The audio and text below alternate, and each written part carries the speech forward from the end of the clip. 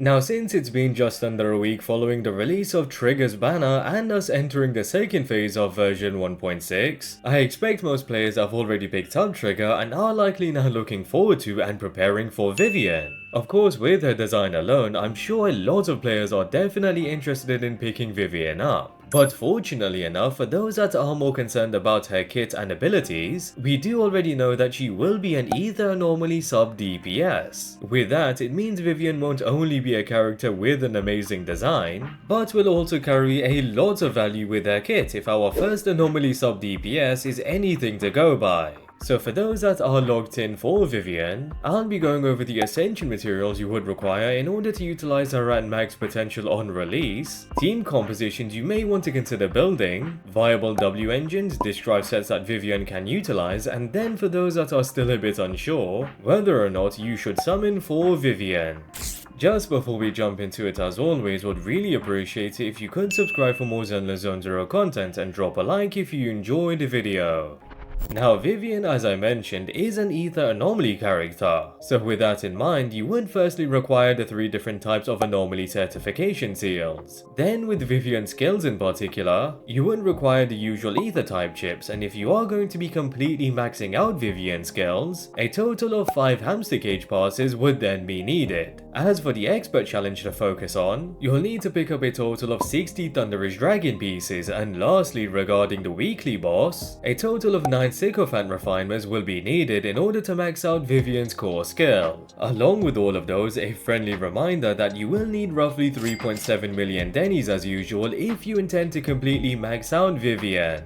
Moving on to team compositions Vivian would be able to synergize in. Again, since she is another Anomaly sub DPS, it means that Vivian will have great team flexibility similar to Burnice. So pretty much any main Anomaly DPS such as Miyabi, Yanagi or Jane Doe should be able to synergize well with Vivian, especially since all 3 characters do take up quite a bit of field time. Of course, with Miyabi still being the strongest DPS character in the game, it's fair to then assume that Miyabi, Vivian and XiangliYao will be the best possible composition to build featuring Vivian. Pretty much like how Yanagi and Burnice plays alongside Miyabi, Vivian would work the exact same way by inflicting Ether Anomaly as quick as possible in order to trigger Disorder efficiently. With that, Miyabi will also gain 2 stacks of Fallen Frost every time Disorder is triggered, allowing for her to activate her powerful charged attack ability quite often. Then with XiangliYao as the support, considering she does provide a team-wide attack buff along with a raw damage and crit damage increase, it means Astra would be better utilized within compositions that use more than 1 DPS, since both Miyabi and Vivian would benefit significantly from Astra's team-wide buffs and would be dealing considerably more damage.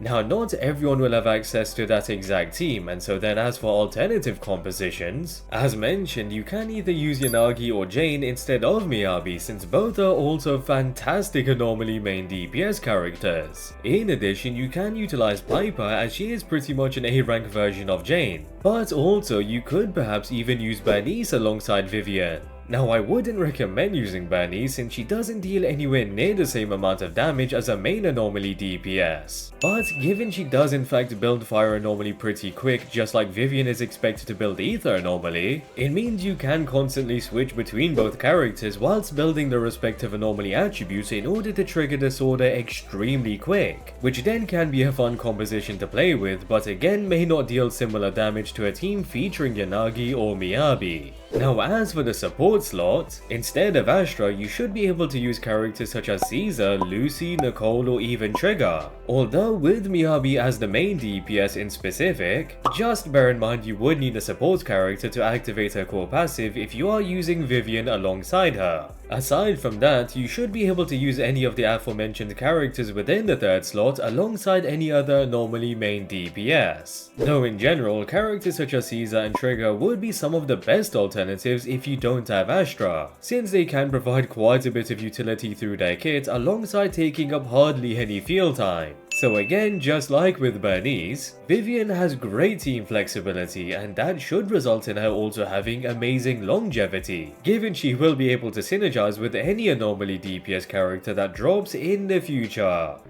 Now as for the viable W engines for Vivian, as always the signature W engine will be the best in slot, and since it's fair to assume Vivian will have great long-term value, picking up the signature W engine would definitely then be worth it, as you likely would utilize it alongside Vivian for a while. However, if you don't intend to pick up the signature for whatever reason, there are some alternatives to utilize. Without a doubt, the Flame Shaker Maker will be the best alternative option for Vivian, since it is designed for an anomaly sub DPS and the effects provided are incredibly versatile. The main set provides a 30% attack bonus, and as for the passive, whilst off field the equipper's energy regen increases by 0.6%. In addition, when hitting an enemy with an EX special attack or assist attack, the equipper's damage increases by 3.5%, stacking up to 10 times. Though whilst off field the effect is doubled, and if the equipper has 5 stacks or more, then they would receive an additional 50 anomaly proficiency. So unlike most signature W engines that are restricted in buffing a specific element or damage type, Vivian would be able to utilize all of the effects this W engine provides and is expected to perform exceptionally well, especially since a dedicated disk drive set hints at EX special attacks being an important ability within her kit, which the Flame Shaker Maker will also require to be used in order to provide a damage increase effect. So if you have already pulled for Burnice's signature W engine, then you can definitely opt to use it on Vivian as well, or instead as a great alternative to her signature. Aside from that, other W engines like the Fusion Compiler should be viable, as the passive is quite versatile, along with the Time Weaver being another great option, with some restrictions with the passive increasing electric anomaly build-up rate. As for A rank alternatives, you do have the standard Rainforest Gourmet and Weeping Gemini being solid options that can increase either attack or anomaly proficiency. But also there is the recently added Roaring Ride, which relies on the equipper to use EX special attacks, and when doing so, one of 3 effects will be triggered and last for 5 seconds. So again, Vivian will likely want to use EX special attacks quite often, which is then great when paired with the Roaring Ride, and with the effects in specific, they do increase either attack, anomaly proficiency, or anomaly build-up rate, which are all amazing effects that would definitely be great for Vivian. So all in all, there are solid alternatives across both S rank and A rank options, allowing for you to quite easily skip the signature W engine if you can't afford to pick it up.